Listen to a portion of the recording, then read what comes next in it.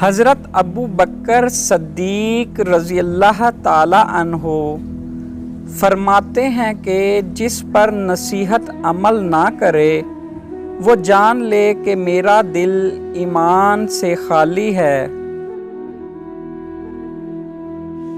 Franklin کا کہنا ہے کہ نیک نصیحت برسوں کی تعلیم سے بھی اثر نہیں کرتی مگر بد عادت مثل بارود کے فی الفور لے اڑتی ہے۔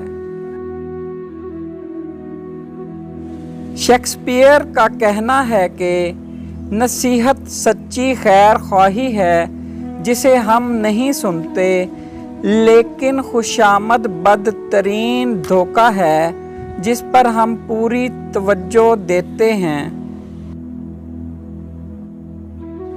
جو شخص نصیحت مان لے وہ بعض اوقات اس شخص سے بھی بڑھا ہوا ہوتا ہے جو نصیحت کرے۔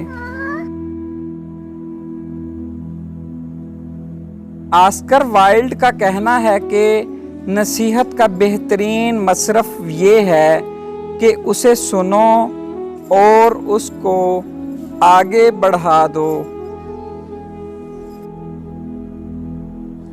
برنارڈ شاہ کا کہنا ہے کہ کسی کو نصیحت نہ کرو کیونکہ بے وقوف سنتا نہیں اور عقل مند کو اس کی ضرورت نہیں۔